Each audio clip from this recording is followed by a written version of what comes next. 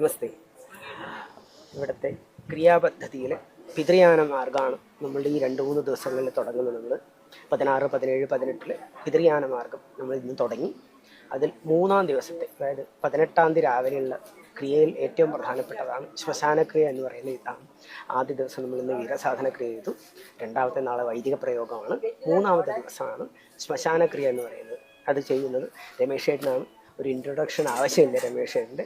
ആരാണ്, കേരളത്തിലാണ്, അപ്പോൾ ഇനി അതിനെക്കുറിച്ച് എന്താണ് ചെയ്യാൻ പോകുന്നതെന്നല്ല രമേശ് ചേട്ടൻ പറയും.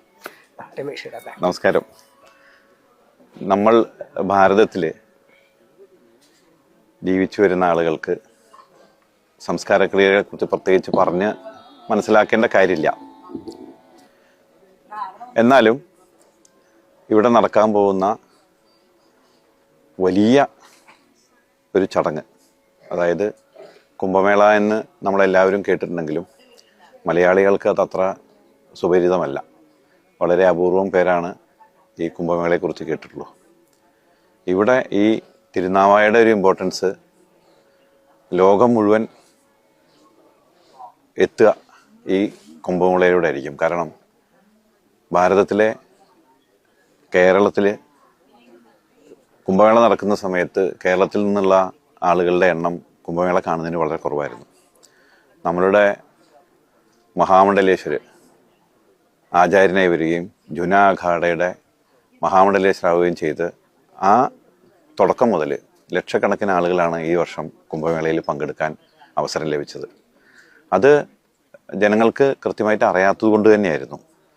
അപ്പോൾ ഈ തിരുനാവായിൽ നടക്കുന്ന ഈ വലിയ പ്രോഗ്രാം അത് എല്ലാ വിശ്വാസികളുടെയും ഉള്ളിൽ അതിയായ ആഗ്രഹത്തോടു കൂടി കാണാൻ വരണം എന്നുള്ള ഒരു വലിയ തിരക്കിലാണ്. അപ്പോൾ അതിൻ്റെ മുന്നോടിയായിട്ട് നമ്മൾ എവിടെയാണോ ഒരു ദൈവികമായ ചടങ്ങ് നടത്തുന്നത്, ആ ചടങ്ങിന് മുന്നോടിയായി ചെയ്യേണ്ട കാര്യങ്ങളാണ് ബഹുമാനപ്പെട്ട നമ്മുടെ സ്വാമിജി കൃഷ്ണകുമാർജി പറഞ്ഞ 3 ദിവസത്തെ ഈ ചടങ്ങുകൾ. അതിന് ആദ്യം ചെയ്യേണ്ട ചടങ്ങുകളെക്കുറിച്ചും രണ്ടാമത് ചെയ്യേണ്ട ചടങ്ങുകളെക്കുറിച്ചും പറഞ്ഞു. മൂന്നാമത് നമ്മുടെ ഈ മണ്ണിൽ ജീവിച്ചിരുന്ന മരണപ്പെട്ടുപോയ ആളുകൾക്ക് വേണ്ടി കൊടുക്കുന്ന ഒരു, നമ്മൾ പറയുന്ന സ്മരണാഞ്ജലി സ്മരണ എന്ന് പറയുന്ന, നമ്മൾക്കിന്ന് ജീവിച്ചിരിക്കുന്നവർക്ക് പൂർവ്വസൂരികളോടുള്ള സ്മരണ ആദ്യം നമ്മൾ ആ മണ്ണിൽ ഒരു ചടങ്ങ് ചെയ്യുന്നതിന് മുമ്പ് ആ സ്മരണ രേഖപ്പെടുത്തുന്നതിൻ്റെ ലളിതമായ ഒരു ചടങ്ങാണ് എന്നെ സ്വാമിജി ഏൽപ്പിച്ചിട്ടുള്ളത്. അത് ശ്മശാനക്രിയയിൽ നിന്ന് തുടങ്ങി ശ്മശാനത്തിലെ ചടങ്ങുകളോടുകൂടി പിന്നെ പിണ്ടക്രിയകൾ, ശ്രാദ്ധം, അങ്ങനെ അതിൻ്റെ പൂർണ്ണമായ രീതിയിലുള്ളൊരു പിതൃക്രിയകളാണ് ഇവിടെ നടത്തുന്നത്.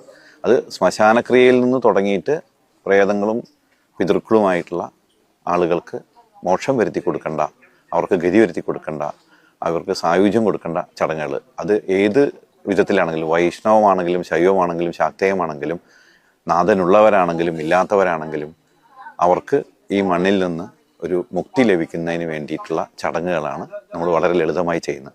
അതിനുശേഷമാണ് ഇതിൻ്റെ ബാക്കിയുള്ള ചടങ്ങുകളൊക്കെ ഉണ്ടായിരിക്കുക.